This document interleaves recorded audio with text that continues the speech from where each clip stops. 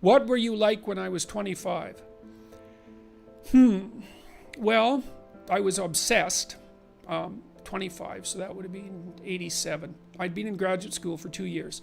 Well, you know, when I was 25 or so, I probably weighed about 138 pounds. I smoked like a pack of cigarettes a day.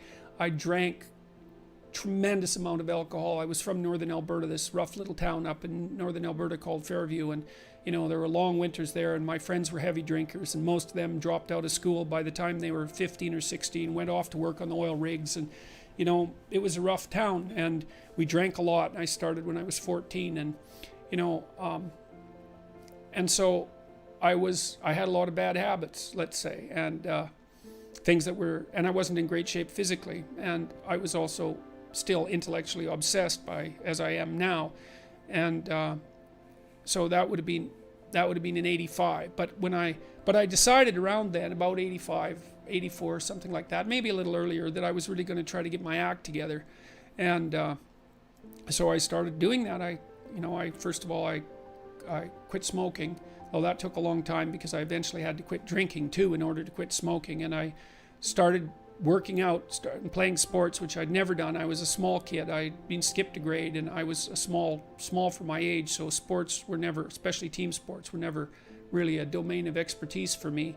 Although I skied and went trapping with my dad, and went, cross-country skiing and camping and all that. So, but when I went to graduate school, I started swimming. The first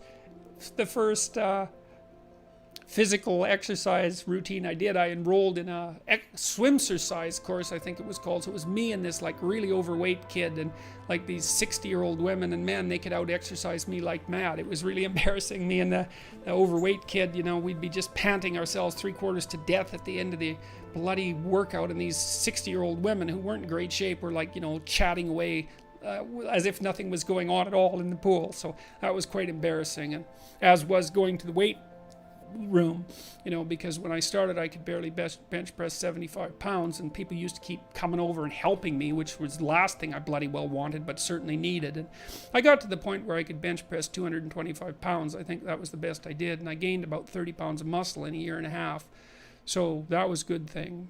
So like I was kind of a wild man, and I'm a little bit manic in my temperament, and so I was kind of going every direction at the same time. So, and I don't regret that. I had a fine time when I was a kid, but I needed really to get disciplined, and I had to do it because I was working on these hard problems that that I've been discussing with all of you, and I've been working on them really obsessively since I was probably about 18, maybe even earlier than that. And got to the point around 25 when I was in graduate school trying to get my PhD, so doing all my research. Like I published 15 papers by the time I graduated with my PhD, which was I think by a fairly large measure the most papers that any graduate student at that time had ever published at McGill. I think that's right. It might have been twice as many, or maybe twice as many, maybe even 3 times as many. And at the same time I wrote Maps of Meaning, which was a terribly difficult thing to do, because I was writing about 3 hours a day doing that, and I couldn't do all that and continue with my misbehavior, my sort of what would you say, my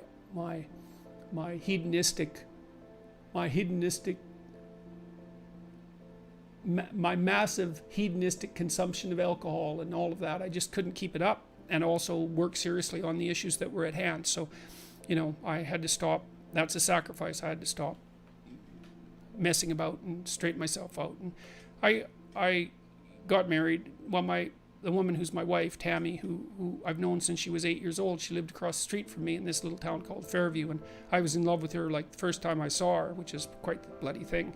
So that's worked out pretty well for me. But she came to live with me about the same time, and we decided jointly to get our act together, and we swore that we'd tell each other the truth, which I think she's actually done better than me. Like I don't think she's lied to me ever in our entire marriage, which is unbelievable, and it's been so useful because I can really tell her things and we can really talk. So I tell you, if you want to have a good relationship, man, you embed it in the truth, because if you don't embed it in the truth, you don't have a relationship. It's just lies. It's a tissue of lies, and it will dissolve in the chaos as soon as a crisis comes along. So the truth is a terrible thing, but not compared to falsehood.